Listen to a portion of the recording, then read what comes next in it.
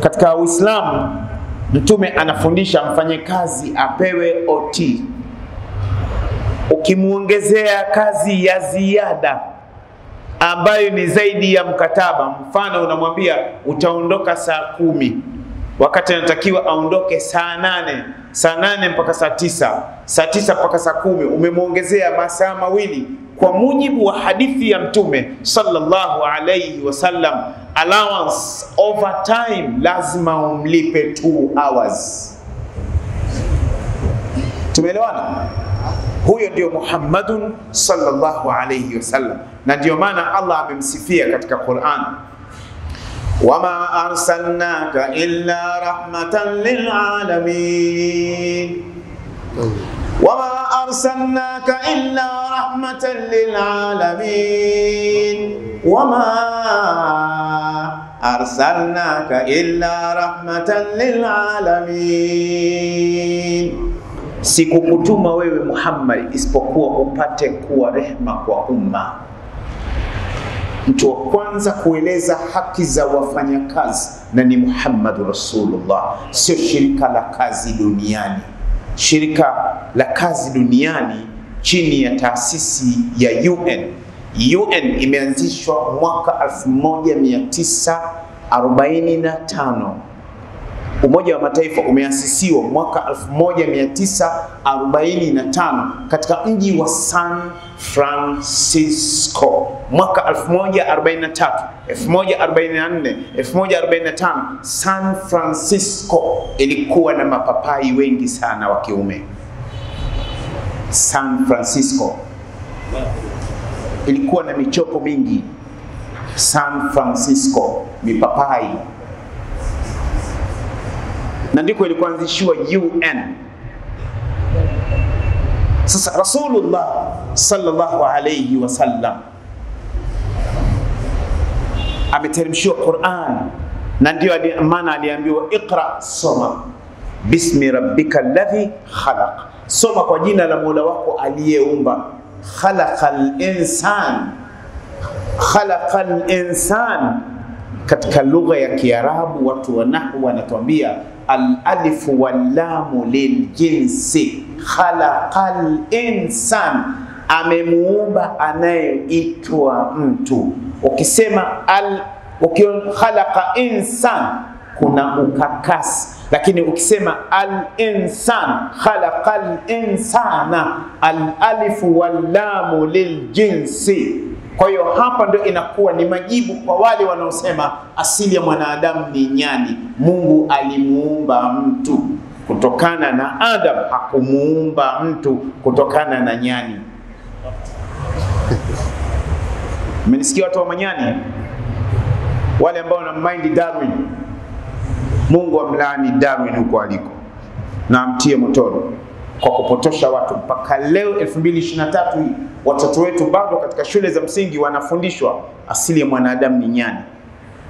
Teacher anayefundisha topic hii yeye mwenyewe nyani. Scheme of work ya topic hii anayeandaa ni nyani. Ile kamati ni ya manyani na syllabus ni ya manyani. Nazungumza mimi ni mwalimu by profession. Degree yangu ya kwanza ile ya education nimechukua pale Madinatul Munawwara kwa Rasulullah. Wewe umechukua kwa Kiingereza, mimi nimechukua kwa Kiarabu. Tuko sawa sawa tu mwanangu. Usije ukaona una kiku because unasema yesterday was good morning, how are you? Ina maana gani? Na mimi sasa kusema sabahul khair, amsikuntu kidha kidha kidha, bas wewe unazungumza Kiingereza, mimi nazungumza na Kiarabu. Na ndio maana Mungu akasema wa min ayatihi khalqus samawati wal ard. Miongoni mwa alama za kuwepo Allah ni kuumba mbingu na ardhi, wa ikhtilafu alsinatikum wa alwanikum, na kutofautiana lugha zenu na rangi zenu. Humu kuna watu weupe wanang'aa, kuna watu mundani wana launu nabi Warabu, lakini kuna watu mundani tuna launi ya Bilal. Kuna wengine ni weusi, wengine ni weupe, na kuna wengine wanakuwa weusi kama kidongo cha lami, lakini mwingine anakuwa mweupe. Sawa, lugha tunatofautiana. Sawa, Mswahili anasema chakula, Mwingereza anasema food. lugha hiyo. Huyo anasema asali, huyo anasema uchi. Wa ikhtilafu alsinatikum, kwa lugha kama moja katika nchi za Afrika, jirani yetu hapa anakwambia give me uchi, yani nipe asali. Sio tusi. Ukienda Kigoma ukisema nyoko, nyoko manake nyoko wawe, mama yako. Wahas mnajua hiyo, nyoko wawe, lakini huku ni tusi. Sawa. Wa ikhtilaf alsinatikum wa alwanikum. Sawa. Sasa umesoma education in English, mimi nimesoma education in Arabic, because the Arabic language, it is my language. I love it. It is my language. اللغة العربية لغتي وأنا أحبها. Lugha ya Kiarabu ninaimaindi sana mwanangu, naipenda. Na Kiarabu kikiwa kinywani, kama huna udhu wa kinywa, uongee Kiarabu mpaka utawadhe kinywa. Chezea Kiarabu wewe. Sio masiara Kiarabu. Na Mungu alijua katika lugha zote duniani akasema Qur'anan Arabiyan ghaira dhi iwajin. Qur'ani nimeiteremsha kwa lugha ya Kiarabu isiyokuwa na ulemavu. Kiarabu hakina ulemavu. In English unasema book. Ni kweli si kweli? Na zikiwa mbili unasema books. Zikiwa nyingi, zikiwa tatu, books. Zikiwa milioni, books. But in Arabic, hadha kitabun. Vikiwa viwili, kitabani. Vikiwa vingi, kutubun. In English, boy. Wakiwa wawili, boys. Wakiwa watatu, boys. Kwa hiyo Waingereza wao ni boys, boys tu. Lakini but in Arabic we say waladun, waladani, auladun. My friend, unaiona Arabic lugha tamu mwanangu, kama asali. Sawa?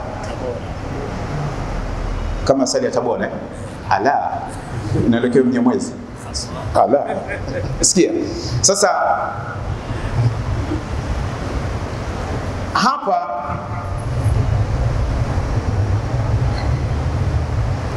huyu anayetakiwa kutoa zakatul fitr anatakiwa awe na kiwango cha kumtosha siku ya Eid.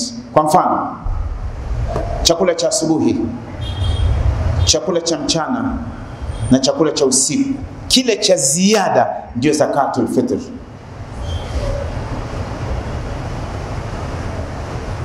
Haya, wakasema wanachuoni, falau kana maluhu la yakfi linafaqat yawm al-Eid wa lailati, ikiwa mali yake, pesa alionayo siku ile mwezi unaandama, haitoshi kwa matumizi ya siku ya Eid na usiku wa Eid, na familia yake haimtoshi, hakimtoshi alichonacho, kwa mfano mpaka mwezi unaandama na mpaka panasaliwa salatul fajr, kaamka na buku mbili tu, ana shilingi 2000 za Kitanzania, huyu anawajibika? Hawajibiki kutoa zakatul fitri. Tunafanya nini? Huyu akijulikana asaidiwe.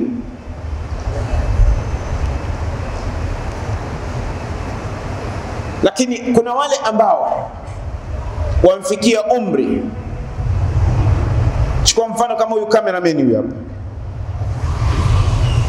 Unamwona huyu cameraman hapa alipo hajaoa. Unamwona huyu jirani yake huyu, huyu naye hajaoa. Sawa, hao wanakula kwa mama. Sawa, wanakula kwa mama. Sasa huyu cameraman, baba au mama, hawalazimiki kumtolea zakatul fitri, kwa sababu huyu tayari yupo katika mishemishe ya ajira. Ni baligh, huyu ni baligh, ni aqil. Huyu na yule pale yupo katika mishemishe, si ndio Kiswahili kizungu wanasema wabongo? Yupo katika mihangaiko, Waarabu wanasema mishwara. Yupo katika mishwara. yupo katika mishwari, katika mishemishe, huyu ni baligh, huyu hatowajibika. Sasa mtu kama huyu unafanya nini? Mapema, kama wewe ni baba au mama, unamwambia lete 10,000 kabisa mapema hapa, kwa sababu kilo 2.5 ya mchele ni shilingi ngapi? Inafika shilingi 7,000. Itafika 7,000. Sawa, mchele umepanda, inafika shilingi 7,000. Kwa hiyo unamwambia mapema kabisa lete 7,000 hapa. Unakaa naye wewe. Ukimwachia atoi. Ukimwachia atoi. Sasa kwa sababu mchele umepanda na vyakula vimepanda, basi mapema unachukua kutoka kwake. Na vyakula vikipanda, mchele ukipanda, lawama zote zinakwenda kwa mama. Mama anaachia vyakula vinapanda bei. Niwaambie Watanzania wenzangu, Watanzania, naomba mnichukie mpaka kiyama. Nikwambieni sababu ya gharama ya kupanda bei vyakula ni madhambi yenu wa Tanzania. Mna madhambi kwa Mungu, nikiwemo na mimi Sheikh. Mtume alishasema miongoni mwa athari ya madhambi ni vyakula kupanda bei na kudhulumiana na zina na upapai na kusagana. Haya madhambi yanapandisha bei. Sio mama. Kabla ya mama, mnakumbuka mlikuwa mnakula miogo wa Tanzania? Mlipigwa kabali. Mnakumbuka hiyo? Mnaijua mwijui? Na kuulizeni, kabla ya mama kushika nchi, mnakumbuka mlikuwa katika hali ngumu? Naam? Mnakumbuka hiyo? Mlikuwa mnakula mkaa. Mpaka hata mtu akikupa lift kwanza unamuuliza wewe ni nani? Sababu kuna watu walikuwa hawajulikani. Mnakumbuka hiyo? Sasa ile ngoma imerudi tena. Wakulaumiwa ni nani? Sisi wenyewe. Wama asabakum min musiba fabima kasabat aydikum wa yafu an kathir. Qur'ani hiyo surati Shura. Mama mwacheni. Na msiwasikilize wanasiasa. Wanasiasa ni watu wa mbambamba. Mbambamba nyingi. Mbambamba.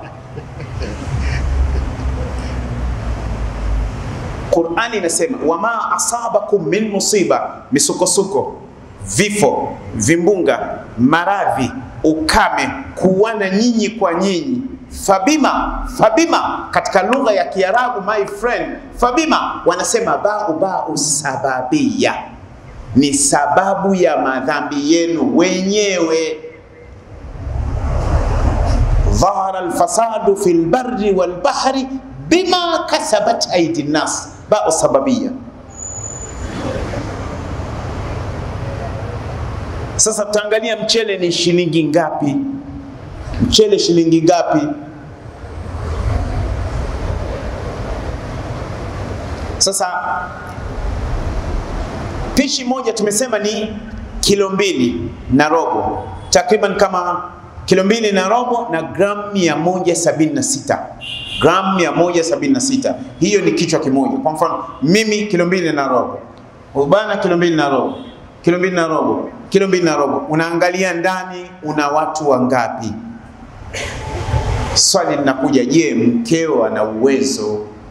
Ameajiriwa? Je, nani amtolee zaka? Wewe mume mtolee. Kwani usimeajiriwa? Si utoe na wewe? Yule kakufuata wewe, toa. Haya, tunakuja hapa. Zakatul fitri inatolewa na nani? Yani inatolewa kitu gani?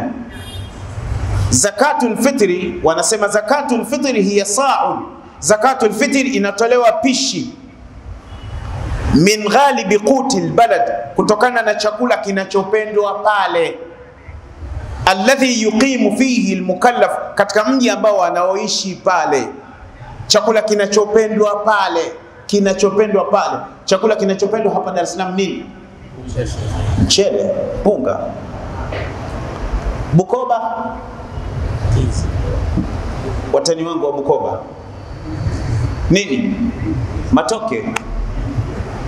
Moshi na Arusha na ndizi. Haya, ukienda Singida kwa Wanyatu na ugali wa mahindi, ndio zakatul fitri yake. Utampiga unga wa miogo kilo 2 na robo, kwa sababu muha kama hajala ugali hajashiba. Muha mpe juice, yani mpikie mchuzi wa nyama na maandazi na chai, karibu bana. Alafu unamwambia kula. Akishakula unamuuliza, "Ewa na vipi umekula?" Sijashiba. Ewa. Anasema, "Ewa, amenipa tu maandazi. Amenipa tu maandazi tu." Wakati mtu wa pwani ameshiba hajiwezi. Lakini muha hasa akipiga ugali, wali anakuja kuupigia Fatiha, amen, ndio anapiga, yani inakuwa matayasara wali kwa muha. Sasa kwa muha zakatul fitri ni unga wa muhogo, qutu ghalibil balad, chakula ambacho kinapendwa pale. Unaona vile vyakula vinavyopikwa pale, sambusa, sio vitu gani. Yani kuna vile vyakula, kuna wengine tukifutari vile nimeshiba bila wasiwasi, lakini kuna mwingine utamuua njaa, utamwona kutolea macho tu. Vipi? Nasikia somo. Sikia somo. Kapiga bakuli zima huyo. Somo ya nini? Sijala. Ujala. Sawa. Sasa qutul balad, kila watu. Angalia Uislamu unavyokwenda na umma. Qutul balad. Abdullah ibn Umar ibn al-Khattab radiyallahu anhuma, hadithi inasimuliwa na Abu Sa'id al-Khudri katika Sahih Bukhari, hadithi 1439. Anasema, kunna nukhriju fi ahdi Rasulillah, tulikuwa tukitoa wakati wa Mtume sallallahu alayhi wasallam, yaum al-fitr, siku ya Eid al-Fitr, sa'an, pishi, min ta'amin, ya chakula, wa kana ta'amana, na ilikuwa chakula chetu, ash-sha'iru, au wa kana ash-sha'iru ta'amana, ilikuwa hii ngano ndiyo chakula chetu, wazabibu, na zabibu, wal aqt. Aqt ni nini? Aqt ni maziwa yaliyogandishwa juani. Ukilisikia jua, sio kama jua letu hili. Jua la Arabuni ni jua nakwenda mpaka 40, 44. Hatari sana, tumuombe Mungu salama. Haya. Je, ina maana wakati wa Mtume sallallahu alaihi wasallam alikuwa anatoa nini? Chakula. Ima ni ngano au zabibu au maziwa yaliyoganda ama tende. Je, vipi hukumu ya kutoa pesa?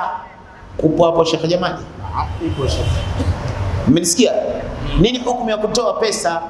Bahasha, mzigo. Unaletewa mzigo, ndio zakatul fitri. Inakuwaje? Inakubalika? Inakuwaje? Tamam.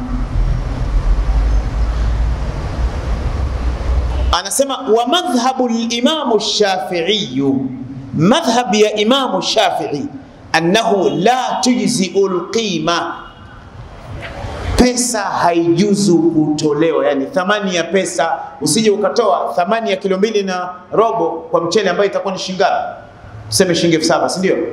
Usije ukatoa kwa madhhab ya Imam Shafi'i. Wao ni fanya nini? Ni kutoa chakula. Na dalili yao ni nini? Hadithi hii, Abdullah ibn Umar anasema wakati wa Mtume yupo hai walikuwa wanatoa nini? Chakula, imani tende au zabibu au aqt. Sawa.